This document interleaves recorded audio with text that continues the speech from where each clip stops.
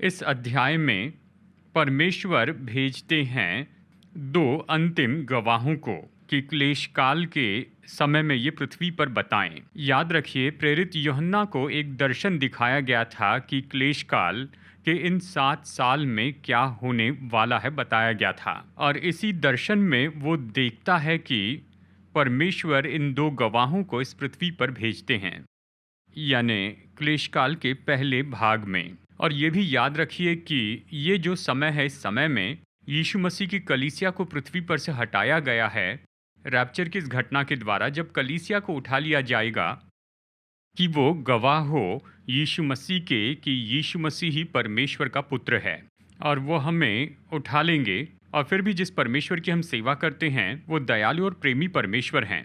वो तो उस क्लेश काल के समय में भी वो फिर भी गवाहों को भेजते हैं कि वो सच्चाई का सुसमाचार लेकर आए इस पृथ्वी पर। और जैसे हम वचन में देखेंगे, परमेश्वर ने दो मुख्य गवाहों को भेजा, और वो जिन गवाहों को भेज सकते थे उनमें ये सबसे अद्भुत हैं कि यीशु मसीह के प्रभुत्व के बारे में गवाही दे। हम अध्याय 11 के इस वचन भाग में देखने वाले हैं, यहाँ यूहन्ना को दिखाए गए वो दो व्यक्ति जिन्हें परमेश्वर ने भेजा कि इस सच्चाई की गवाही दे कि यीशु मसीह ही प्रभु हैं, और वो तो बहुत ही जल्दी वापस आएगा। और हम देखेंगे कि उनका तरीका, कि उनका संदेश और वो अपनी पहचान किस तरह से बताते हैं, वो ऐसा होगा कि वो चमत्कार करते जाएंगे जो हमने देखे हैं कि परमेश्वर ने अपने पहले भविष्यवक्ताओं को दिया था कि ऐसे अद्भुत काम करें। तो चलिए इन वचनों को हम देखते हैं, और सबसे पहले हम देखेंगे कि यूहन्ना ने जब ये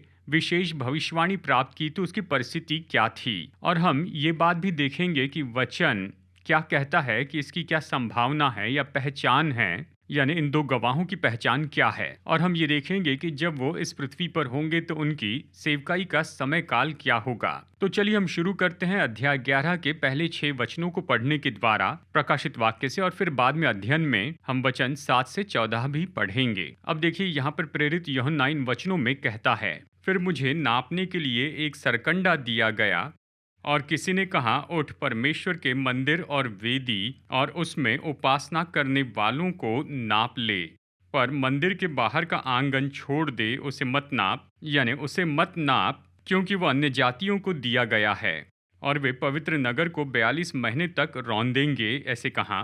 और मैं अपने दो गवाहों को यह अधिकार दूंगा कि टाट ओढ़े हुए 1260 दिन तक भविष्यवाणी करें, यानी इतने समय तक भविष्यवाणी करें। ये वे ही जैतून के 2 पेड़ और 2 दीवट हैं जो पृथ्वी के प्रभु के सामने खड़े रहते हैं। यदि कोई उनको हानि पहुंचाना चाहता है तो उनके मुंह से आग निकलकर उनके बैरियों को भस्म करती है, और यदि कोई उनको हानि पहुंचाना चाहेगा तो अवश्य इसी रीति से मार डाला जाएगा। उन्हें अधिकार है कि आकाश को बंद करें कि उनकी भविष्यवाणी के दिनों में मेंह न बरसें, और उन्हें सब पानी पर अधिकार है कि उसे लहू बनाएं, और जब जब चाहे तब तब पृथ्वी पर हर प्रकार की विपत्ति लाएं। इस तरह ये कहता है। आइए प्रार्थना करते हैं। पिता, हम धन्यवाद करते हैं आपके वचन के लिए और आपकी आत्मा के लिए। धन्यवाद करते हैं पिता कि आप हमें ये सब बता रहे हैं जो भविष्य में होने वाला है। प्रभु, हमारी आंखें खोलिए कि हम इन बातों को पहचाने जो आपने हमारे लिए लिख कर रखी हुई हैं। वचन में इस समय पर आप आशीष दीजिए, प्रार्थना करते हैं यीशु के नाम में। तो हम इस अध्याय के पहले 2 वचनों में यहाँ पर देखते हैं कि स्वर्गदूत यहाँ पर यूहन्ना को निर्देश दे रहा है कि वो भवन को, मंदिर को नाप लें, और वेदी को और उपासना करने वालों को नाप लें। हम जानते हैं, क्योंकि हम 21वीं सदी में रहने वाले हैं, कि अभी इस समय यरूशलेम के शहर में परमेश्वर का भवन नहीं है। अभी वर्तमान में यरूशलेम का ये टेम्पल माउंट, जहाँ पर मैं कई बार गया हूँ, यानी देखिए उसके ऊपर में डोम ऑफ द रॉक है, जो कि इस्लाम का तीसरा सबसे पवित्र स्थान है। अब हमारे वचन में ये जो भवन दिया गया है, ये वो भवन नहीं हो सकता जो कि जब यूहन्ना ये अध्याय लिख रहा था उस समय वो अस्तित्व में था। यूहन्ना ने प्रकाशित वाक्य की किताब तो सन 90 या सन 95 तक लिखी होगी। जब यीशु इस पृथ्वी पर थे उस समय जो भवन था वो तो लगभग 25 साल पहले नाश कर दिया गया था, सन 70 में रोमी जनरल टाइटस के द्वारा। तो स्पष्ट है कि हमारे अध्ययन के इस वचन में जो भवन बताया गया है, ये तो वो भवन है जो कि भविष्य में बनाया जाने वाला था। सामान्य रूप में बाइबल के विद्वान विश्वास करते हैं कि एक और भवन बनाया जाएगा टेम्पल माउंट पर किसी समय में। ये तो क्लेश काल के पहले या उसके शुरुआत के समय में बनाया जाएगा। और इसमें अद्भुत बात तो ये है कि ये तो सच में अभी इस्राएल में जो यहूदी लोग हैं वो सच में इसकी योजना बना रहे हैं और उन सारी चीज़ों को बना रहे हैं जिनका उपयोग किया जाएगा उस नए भवन में जो कि जल्दी बनाया जाएगा। ईस्वी सन 2020 में पूरी दुनिया महामारी के कारण बंद होने के पहले मैं अपने कलीसिया के कुछ लोगों को लेकर गया 2020 के फरवरी में यरूशलेम में। और जब हम वहाँ पर थे तो मैं लोगों को लेकर गया टेम्पल इंस्टीट्यूट में।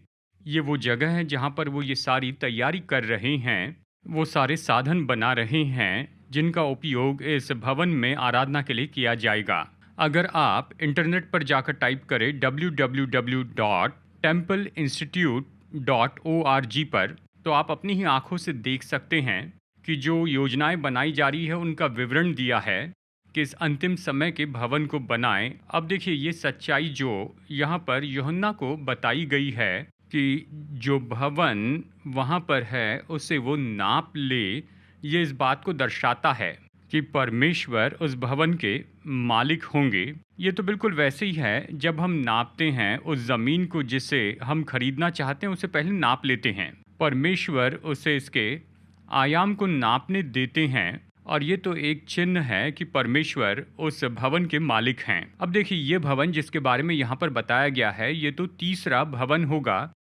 जो इस पूरे इतिहास में यरूशलेम की उस जगह पर बना है।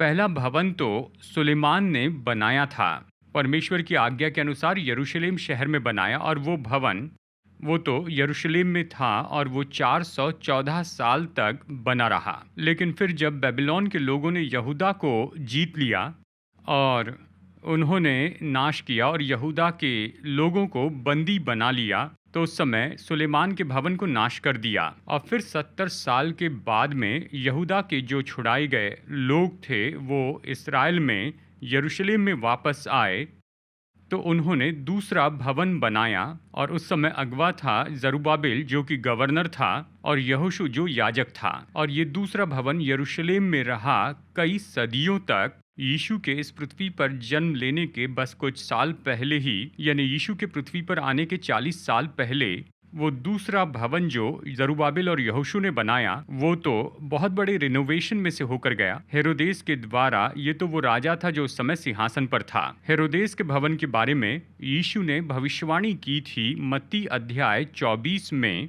कि ये भवन तो निश्चय ही नाश हो जाएगा और इसका एक पत्थर भी दूसरे पत्थर पर नहीं रहेगा। और फिर अवश्य ही ईस्वी सन 70 में ये भविष्यवाणी पूरी हो गई जब रोमी जनरल टाइटस ने यरूशलेम शहर को पूरी तरह से नाश किया और भवन को भी। और अगर आज आप यरूशलेम में जाए, जैसे हम जनवरी फरवरी 2020 में गए थे, आप उस भवन की साइट को देख सकते हैं जो कि नाश किया गया था। उसे अभी भी देख सकते हैं कि बहुत से बड़े बड़े पत्थर तो टेम्पल माउंट पर बिखरे हुए हैं। अब यहाँ पर वचन इस अध्याय में और दूसरी जगहों पर उस भवन के बारे में बताते हैं जो तीसरी बार बनाया जाएगा, और वो तो क्लेश काल के समय में अस्तित्व रखेगा। और सच में हम इसे जानते हैं क्योंकि क्लेश काल में सबसे महत्वपूर्ण जो घटना होने वाली है वो ये है, वो तो उस नए बनाए गए भवन में ही होगी। दानियल की भविष्यवाणी में, यानी दानियल अध्याय 9 में, वहाँ पर इस पल के बारे में लिखा है जब ख्रिस्त विरोधी इस भवन में जाएगा कि वो खुद को परमेश्वर घोषित करे। और यीशु मसीह ने इस पल के बारे में बताते हुए कहा, उस भवन में इस तरह से बताते हैं, वो तो इसके बारे में मत्ती अध्याय 24 में बताते हैं। दानियल भविष्यवक्ता ने इस तरह से कहा, दानियल अध्याय 9 वचन 27 में। दानियल के इस वचन भाग में वो ख्रिस्त विरोधी के बारे में बता रहा है। वो प्रधान एक सप्ताह के लिए बहुतों के संग दृढ़ वाचा बांधेगा, परंतु आधे ही सप्ताह के बीतने पर वो मेल बलि और अन्न बलि को बंद करेगा और कंगूरे पर उजाड़ने वाली घृणित वस्तु दिखाई देगी और निश्चय ही ठनी हुई बात के समाप्त होने तक परमेश्वर का क्रोध उजाड़ने वाले पर पड़ा रहेगा। यीशु मत्ती 24:15 में कहते हैं, वो इस सारी घटना को यहाँ पर इस पवित्र स्थान में रखता है और वो इसे कहता है, ये तो उजाड़ने वाली घृणित वस्तु है जो पवित्र स्थान में खड़ी है, जो कि केवल भवन में हो सकती है। दानियल से ये जो वचन 27 है, ये तो ये बता रहा है कि 7 साल की वाचा ख्रिस्त विरोधी इस्राएल के साथ में बांधेगा, लेकिन वो उस वाचा को 7 साल के आधे समय में ही तोड़ देगा, जो यहाँ पर एक सप्ताह के रूप में बताए गए हैं 7 साल। और यहाँ पर वो भवन में अन्न बलि और होम बलि को बंद कर देता है और खुद को परमेश्वर घोषित करता है। प्रेरित पौलुस ने भी निश्चय ही भविष्यवाणी की है कि इस भूमि पर ये जो भवन है वो क्लेश काल के समय में किस तरह से होने वाला है, और ख्रिस्त विरोधी जो कि उस भवन के मध्य में होगा क्लेश काल के समय में। दूसरा थिस्सलुनीकियों अध्याय 2 वचन 3 और 4, इसमें हम पढ़ते हैं, किसी रीति से किसी के धोखे में न आना, क्योंकि वो दिन न आएगा जब तक धर्म का त्याग न हो ले और वो पाप का पुरुष अर्थात विनाश का पुत्र प्रकट न हो, जो विरोध करता है और हर एक से जो ईश्वर या पूज्य कहलाता है अपने आप को बड़ा ठहराता है, यहाँ तक कि वो परमेश्वर के मंदिर में बैठकर अपने आप को ईश्वर ठहराता है। देखिए, यहाँ पर दानियल भविष्यवक्ता ने और स्वयं यीशु ने और प्रेरित पौलुस ने ये सब उस भवन के अस्तित्व के बारे में कह रहे हैं जो क्लेश काल के समय में होगा, जिसमें ख्रिस्त विरोधी जाता है और खुद को परमेश्वर घोषित करता है। पौलुस दूसरा थिस्सलुनीकियों में ये बताता है कि प्रभु का वो दिन, यानी जिस दिन प्रभु यीशु वापस आएंगे, ये तब तक नहीं होगा जब तक कि यानी कलीसिया का उठाया जाना होगा और ख्रिस्त विरोधी प्रकट होगा और वो खुद को उस भवन में परमेश्वर के रूप में दर्शाएगा। अब देखिए, इस भवन को फिर से बनाए जाने के बारे में एक और सलाह दी जाती है, यानी वो जो बिल्डिंग है, यानी यहूदी लोग जो उस समय उसे बनाएंगे, वो लोग अभी भी विश्वास नहीं करते हैं कि यीशु मसीह मसीहा के रूप में आ चुके हैं, और वो तो उस भवन को फिर से इसीलिए बना रहे हैं कि यहूदी बलिदान और भेंटों की विधि को फिर से शुरू करे। ये तो इस सच्चाई की गवाही है कि वो विश्वास नहीं करते हैं कि यीशु ही मसीहा है। यीशु मसीह में जो अगुवे हैं वो ये विश्वास नहीं करते हैं कि परमेश्वर मनुष्य के हाथों से बनाई हुई बिल्डिंग में रहते हैं। सच में बाइबल हमें सिखाती है कि जीवित परमेश्वर की आत्मा, यीशु की आत्मा सब विश्वासियों के हृदय में वास करती है। पहला कुरिन्थियों अध्याय 6 वचन 19 और 20 यह हमें बताते हैं, क्या तुम नहीं जानते कि तुम्हारी देह पवित्र आत्मा का मंदिर है जो तुम में बसा हुआ है और तुम्हें परमेश्वर की ओर से मिला है और तुम अपने नहीं हो, क्योंकि दाम देकर मोल लिए गए हो, इसलिए अपनी देह के द्वारा परमेश्वर की महिमा करो और अपनी आत्मा के द्वारा भी। यानी ये भवन का निर्माण तो उन लोगों के द्वारा होगा जिनके हृदय में प्रभु यीशु मसीह का वास तो नहीं है। चलिए एक और बात बता दूं, पहला कुरिन्थियों अध्याय 6 से हमने जो सीखा है वो हमें इस तथ्य के बारे में बहुत ही सचेत कर दे कि हमें हमारी देह के साथ में क्या करना चाहिए। ये परमेश्वर के लिए महत्वपूर्ण है क्योंकि हम जीवित परमेश्वर के मंदिर हैं। देखिए, हमारे अध्ययन के वचन 2 में यूहन्ना को यहाँ पर सटीकता से आज्ञा दी गई है कि वो नहीं नापें उस आंगन को जो कि भवन के बाहर हैं। अब देखिए, पहले भवन के केस में जो सुलेमान ने बनाया था और दूसरे भवन के केस में जिसे जरूब्बाबिल ने शुरू किया था और हेरोदेस ने उसे नया बनाया था, उन भवनों में बाहरी आंगन होता था जिसे अन्य जातियों का आंगन कहते थे। यह ऐसी जगह थी जहां पर अन्य जाति जा सकते थे कि दूरी से पहुंच सके उस जगह पर जहां परमेश्वर की आराधना होती थी। लेकिन यहां पर इस जगह पर ऐसे दिखता है कि यूहन्ना को ऐसा करने के लिए कहा गया है। यहां पर यह सुझाव दिया गया कि अन्य जाति जो कि यरूशलेम के उस शहर में रहेंगे इन 42 महीने में जो बताए गए हैं, वो वहाँ पर परमेश्वर को खोजने के लिए नहीं आए, लेकिन ये तो ऐसे लोग हैं जो परमेश्वर के विरुद्ध में हैं। और फिर हम वचन 3 में आते हैं। यहाँ पर उन 2 गवाहों के बारे में बताया गया जिन्हें परमेश्वर ने भेजा यरूशलेम के शहर में। वचन 3 कहता है, मैं अपने 2 गवाहों को ये अधिकार दूंगा कि टाट ओढ़े हुए 1260 दिन तक भविष्यवाणी करें। अब चलिए समय काल के बारे में देख लेते हैं। हम जानते हैं कि क्लेश काल का समय तो 7 साल का समय होगा और इसे 2 भागों में बांटा गया है, 3.5 साल। और क्लेश काल के 2 भागों को बांटने वाली जो घटना है,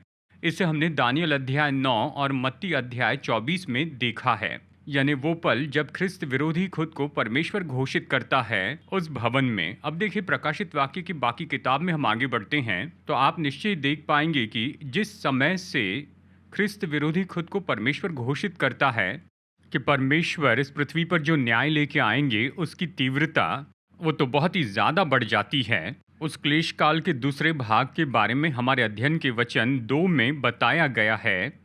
यहाँ पर बताया गया कि अन्य जाति पवित्र नगर को 42 महीने तक रौंदेंगी। 42 महीनों तक। देखिए 42 महीने, देखिए जो 3.5 साल है उसे यहाँ पर 42 महीने के रूप में बताया है। यानी ये तो क्लेश काल का दूसरा भाग है, ख्रिस्त विरोधी ने खुद को परमेश्वर घोषित करने के बाद। और फिर हम वचन 3 में आते हैं। यहाँ पर 2 गवाहों के बारे में बताया जाता है कि वे भविष्यवाणी करेंगे 1260 दिन तक। 1260 दिन तो निश्चय फिर से 3.5 साल होते हैं, क्योंकि उस समय जिस कैलेंडर का वो उपयोग करेंगे उसमें हर महीने में केवल 30 दिन ही होंगे। अगर हम इस समयकाल को जोड़े तो इस तरह से दिखता है कि ये जो 2 गवाह हैं वो तो क्लेश काल के शुरू में ही प्रकट हो गए और 3.5 साल तक भविष्यवाणी करते हैं। यानी वो समय आता है जब ख्रिस्त विरोधी खुद को परमेश्वर घोषित करता है। और जबकि ख्रिस्त विरोधी ये करता है तो हम देखते हैं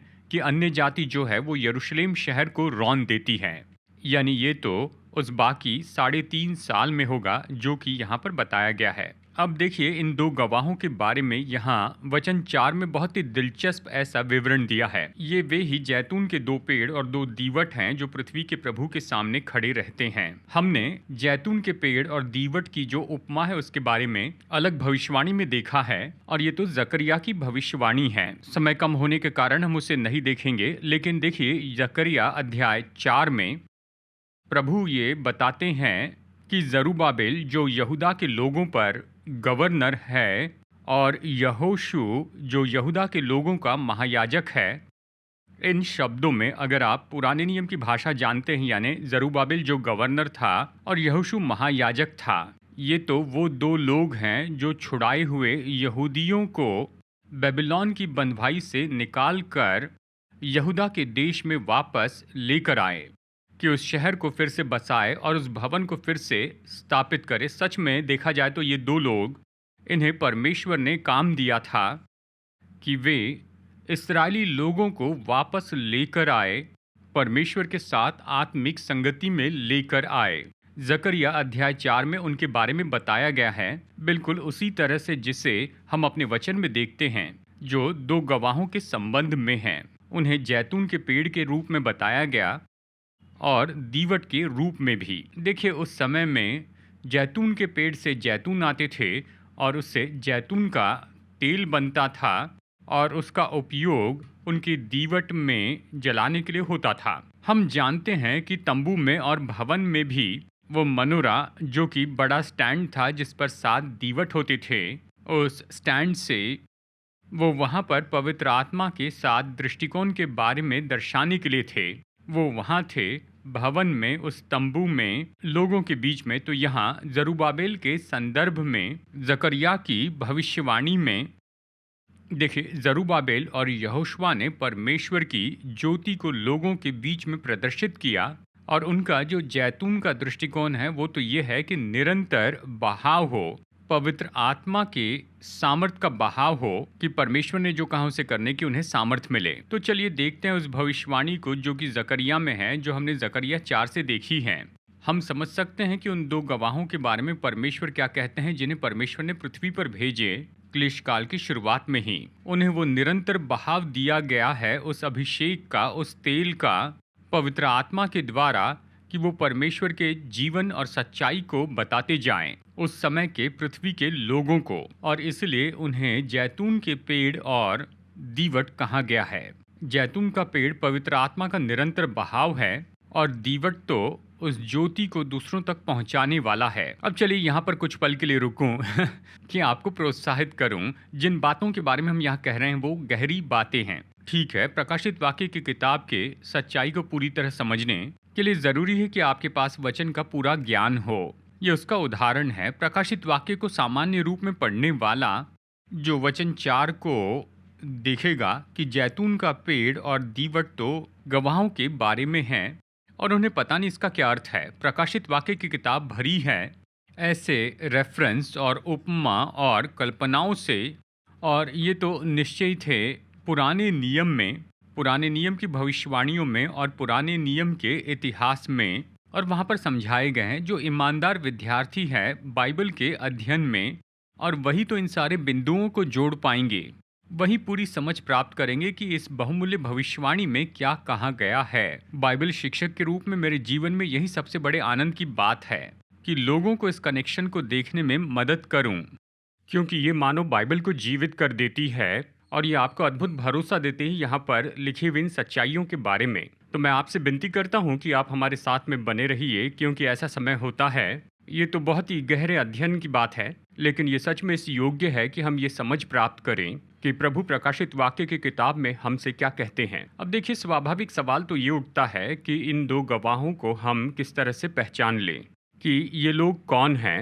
अब देखिए, वचन तो हमें यहाँ पर स्पष्ट रूप में नहीं बताता है कि ये दो गवाह कौन हैं। हमें कठोरता से ये नहीं कहना है कि बस यही ये लोग होंगे ही। बाइबल के विद्यार्थी जिनके पास में निश्चय ही बाइबल के बारे में अच्छी समझ होती है, जैसे कि आप लोग हैं, निश्चय हमारे पास बहुत से ऐसे क्लूज होते हैं दूसरे वचनों के भाग से कि ये दो व्यक्ति कौन होंगे। अब चलिए, इसके पहले कि मैं आपको 3 संभव व्यक्तियों के बारे में बताऊंगा कि उनमें से ये दो कौन होंगे, चलिए मैं आपको ये बताऊं कि ये पूरी तरह से संभव है कि ये दो गवाह तो शायद वो लोग नहीं हो सकते हैं जो इतिहास में थे। शायद वो पृथ्वी पर पहले कभी नहीं आए हो। तो हमें अपने मन में इस संभावना को रखना चाहिए। अब देखिए, ऐसे बहुत से ऐतिहासिक व्यक्ति हैं जिनके बारे में बाइबल के विद्वान सोचते हैं कि ये जो दो गवाह हैं शायद उनमें से कोई होंगे।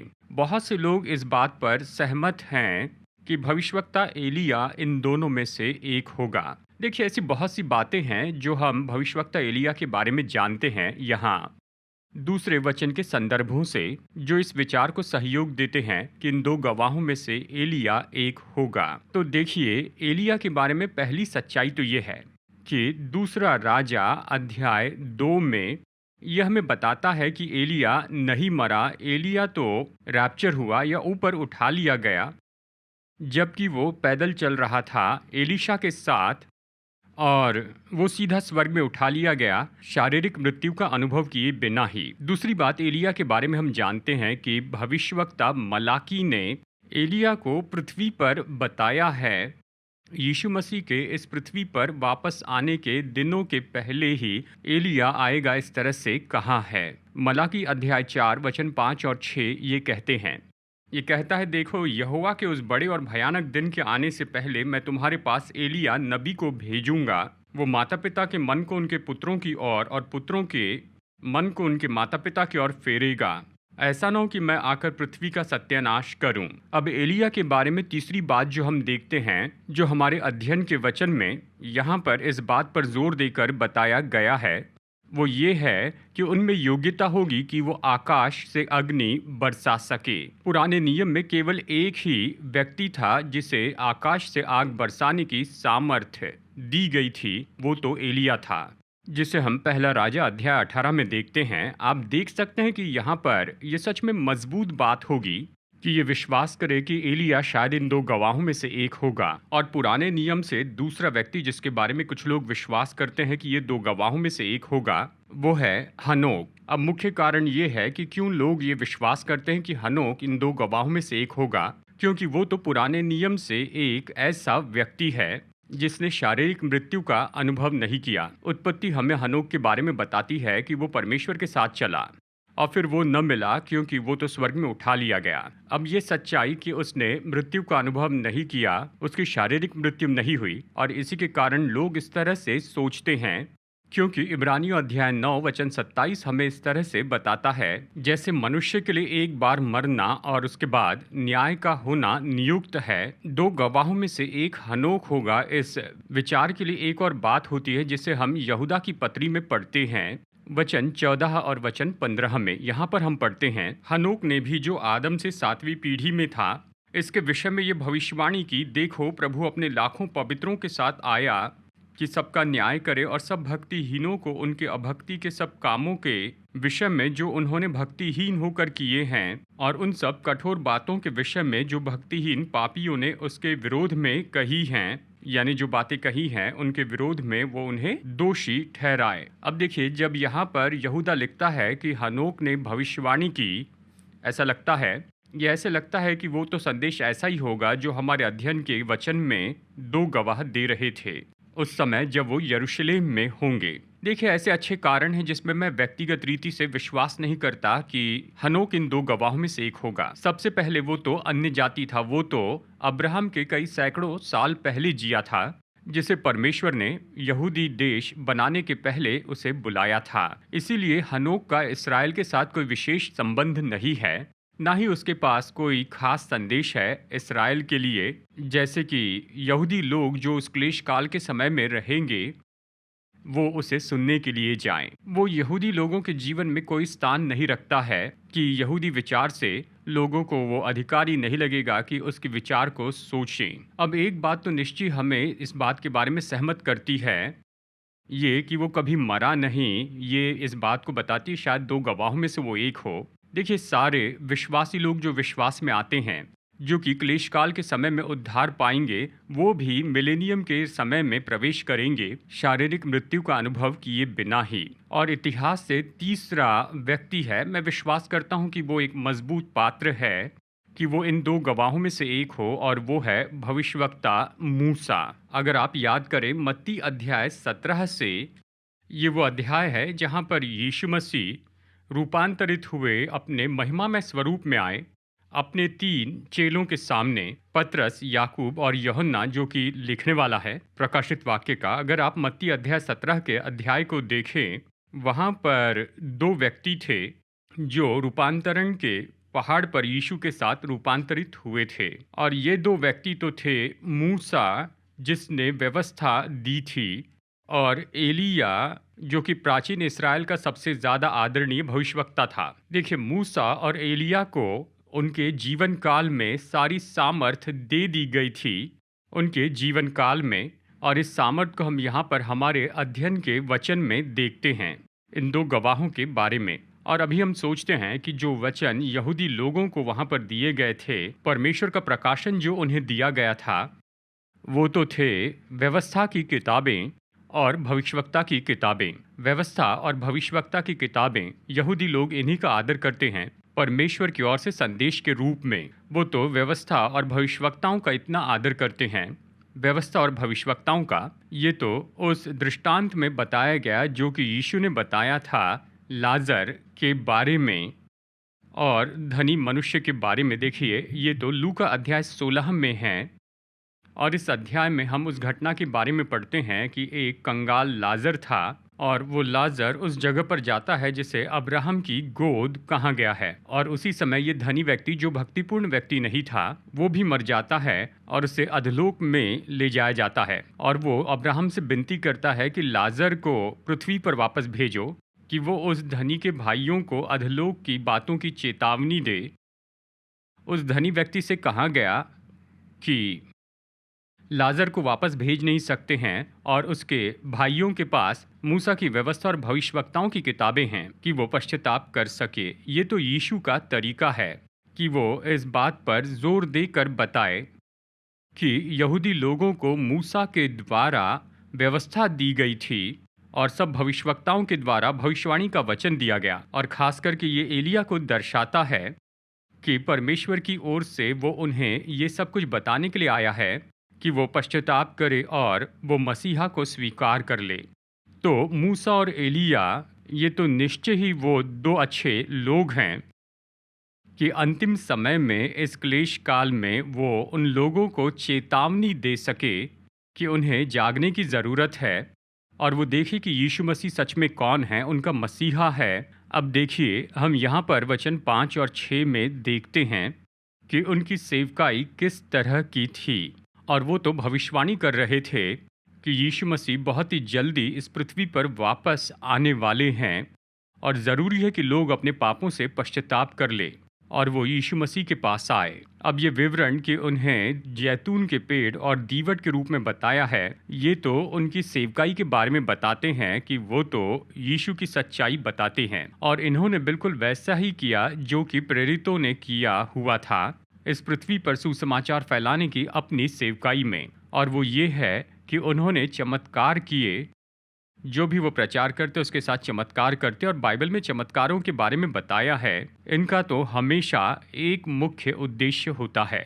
आप तो हर एक केस में देखेंगे कि जब भी चमत्कार होते थे, चाहे पुराने नियम में हो या नए नियम में, ये तो हमेशा इस बात के लिए होते थे कि ये महत्व दे सके उस वचन को जो कि परमेश्वर का भविष्यवक्ता बता रहा था परमेश्वर के बारे में। देखिए, परमेश्वर की आज्ञा से मूसा फिरौन के पास गया, जो कि सबसे सामर्थी व्यक्ति था, कि मैं तुम्हें ये बताने के लिए यहाँ पर हूँ कि परमेश्वर ने कहा है कि मेरे लोगों को जाने दे। फिरौन ने उस आज्ञा को मानने से पूरी तरह इनकार किया। ये बताता है फिरौन ने विश्वास नहीं किया कि सच में परमेश्वर ने ये कहा। इस बात को स्थापित करने के लिए कि मूसा ने सच में परमेश्वर की ओर से सुनकर कहा, परमेश्वर ने उसे 10 चमत्कार दिए जो उसने एक के बाद एक किए थे, कि हर समय ये साबित करे कि जो कुछ भी कहा गया है वो परमेश्वर ने ही कहा है। और हम राजाओं की किताब में ये देखते हैं, एलिया तो करमेल पर्वत के ऊपर था और वो तो झूठे ईश्वर बाल और आशेर के भविष्यवक्ताओं के सामने था,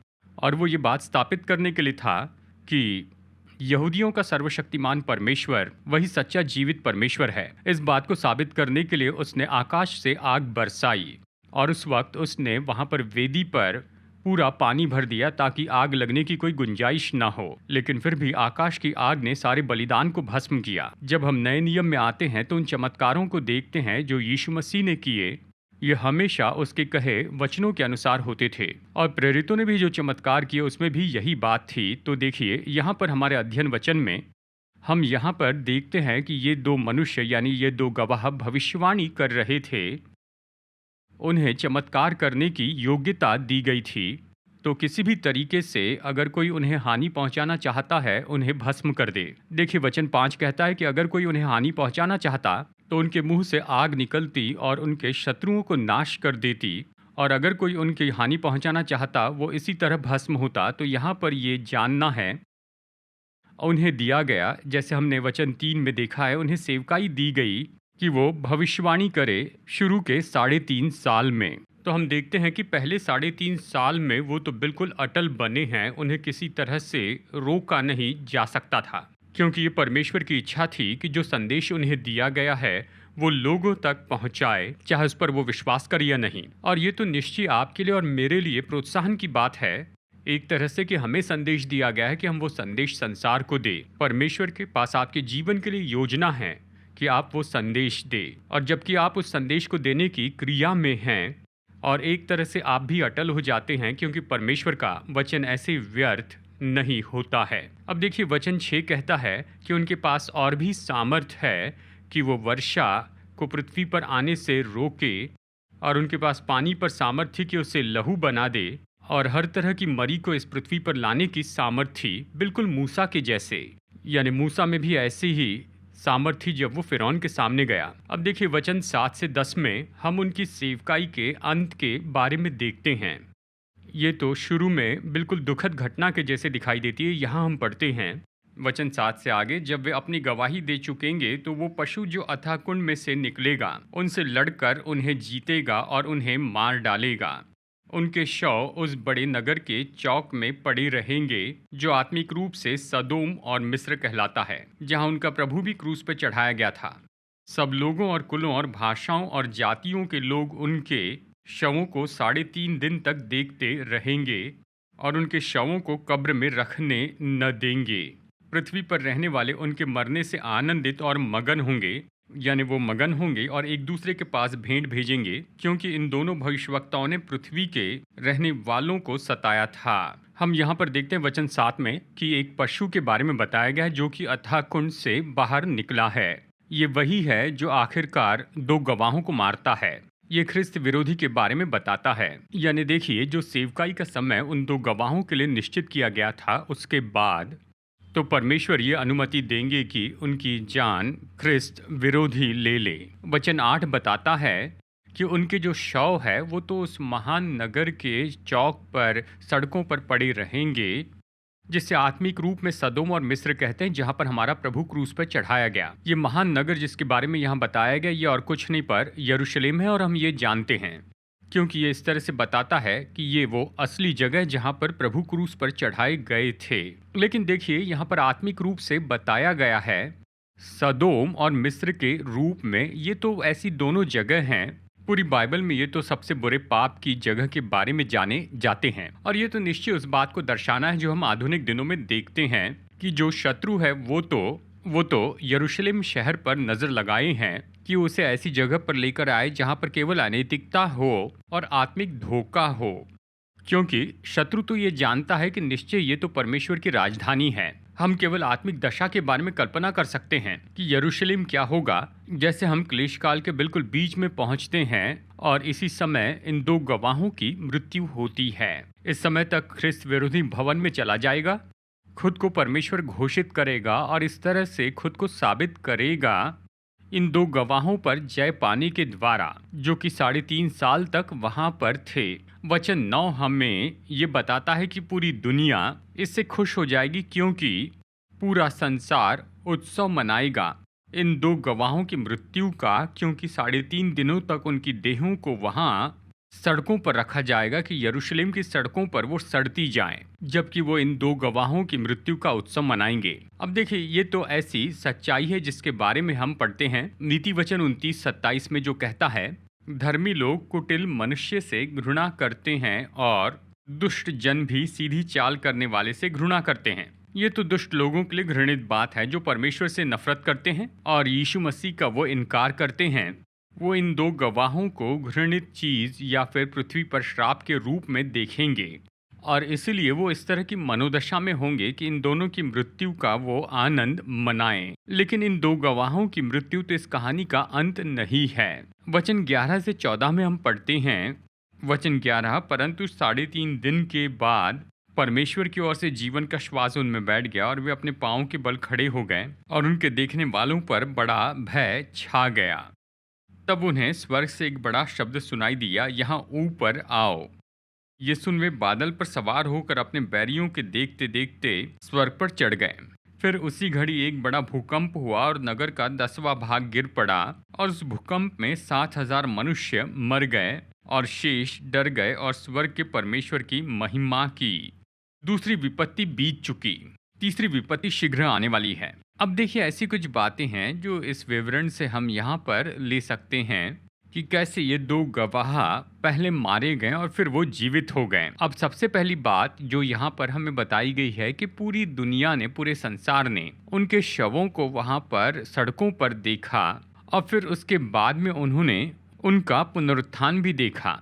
यहाँ पर जो बताया गया है ये तकनीकी रूप में संभव नहीं है, जब तक कि हाल ही के समय में तकनीक में इतनी बढ़ोतरी हुई है और इंटरनेट और कम्युनिकेशन आया है। देखिए, यहाँ पर इस अध्ययन के वचन में जो हमें बताया गया है ये दर्शाता है कि हम तो ऐसे समय में जी रहे हैं, इन घटनाओं के समय में, क्योंकि ये सारी चीज़ें अपनी जगह पर आ रही हैं। यानी ऐसे जो हम वचन में पढ़ते हैं इसे हम देख सकते हैं इन दिनों में जिनमें आप और मैं जी रहे हैं। और देखिए, सच तो ये है कि ये सभा जो हम कर रहे हैं ये इसका सबूत है। और दूसरी बात जो हम इससे सीख सकते हैं वो तो ये है कि अपने शारीरिक जीवन को खो देना और अवश्य ही और सुसमाचार की सेवा करना ये तो निश्चय अंत नहीं है और ना ही ये कोई पर्याय है। लेकिन इसके विपरीत ये तो ऐसा बहुत ही अद्भुत समय है जहाँ पर परमेश्वर को महिमा मिलेगी, यानी हमारे जीवन में नहीं लेकिन हमारी मृत्यु में भी।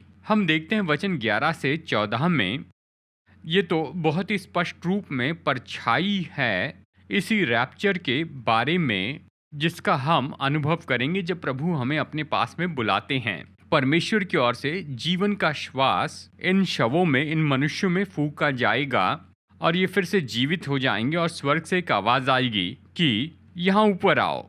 मैं विश्वास करता हूँ ये तो वही आवाज है जब प्रभु अपनी कलीसिया के लिए एक दिन आएंगे। और हम देखते हैं कि इस पल में परमेश्वर को महिमा मिलेगी और इसके परिणाम में बहुत से लोग परमेश्वर को महिमा देंगे। देखिए, हमें नहीं बुलाया गया कि हम क्लेश काल के समय में सुसमाचार की गवाही दें। इन दो गवाहों के जैसे हमें बुलाया गया है कि जिस समय में हम जी रहे हैं उसमें गवाही दे। शायद हमें सामर्थ्य नहीं दी गई है कि आकाश से आग बरसाएं, लेकिन हमारे पास पवित्र आत्मा की वही सामर्थ्य है जिसने इन लोगों को सामर्थ्य दी कि सच्चाई बताएं, और वो सामर्थ्य तो हम में वास करती है। जैसे कि ये दो गवाह पूरी तरह से परमेश्वर के द्वारा सुरक्षित रखे गए उनकी सेवकाई के पूरे समय काल में, तो हम निश्चित भरोसा कर सकते हैं इसी तरह की सुरक्षा पर, जबकि हम उस सेवकाई में हैं जो कि परमेश्वर ने हमें दी है। और जब ये मिशन पूरा होगा तो परमेश्वर हमें अपने घर में बुलाएंगे, चाहे ये शारीरिक मृत्यु हो या फिर रैप्चर ही हो। परमेश्वर हमें अपने पास बुलाएंगे और आप शब्द सुन पाएंगे, हे मेरे भले और विश्वास योग्य दास, परमेश्वर की महिमा में प्रवेश कर। मैं आप सभी को प्रोत्साहित करता हूं जो कि प्रकाशित वाक्य की किताब का अध्ययन कर रहे हैं कि इन दो गवाहों के उदाहरण को लीजिए और प्रोत्साहित हो जाइए। परमेश्वर ने आपको दिए हुए मिशन में प्रोत्साहित हो जाइए। यहीं पर सेशन 16 खत्म होता है। आशा करता हूं कि आप सेशन 17 में हमारे साथ जुड़ेंगे, जहां पर हम प्रकाशित वाक्य अध्याय 11 को खत्म करेंगे। पिता परमेश्वर, आपका धन्यवाद हो कि आपने हमें दिया है कि ये दो गवाह क्या करने वाले हैं। उनका साहस और उनका समर्पण कि जो संदेश आपने उन्हें दिया है, ये तो प्रोत्साहन है हमारे लिए। प्रभु, हमें यही प्रोत्साहन दीजिए कि हम आपके संदेश के लिए खड़े रहें, चाहे हमारे विरोध में कितना भी सताव और विरोध क्यों न हो। प्रभु, मैं प्रार्थना करता हूँ तेरी आशीष भारत के इन भाइयों पर हो जो आपके द्वारा आज्ञा पाए हैं कि अपने देश के लोगों तक आपका वचन पहुंचाए। इन्हें प्रोत्साहित करके सुरक्षित रखिए इनके इस मिशन में कि सारे देश तक पहुंच सके जिन्हें परमेश्वर का वचन सुनना जरूरी है। और मैं ये प्रार्थना करता हूँ यीशु मसीह के बहुमूल्य नाम में, आमेन। धन्यवाद। आशा है कि आप अगले सेशन में जुड़ जाएंगे।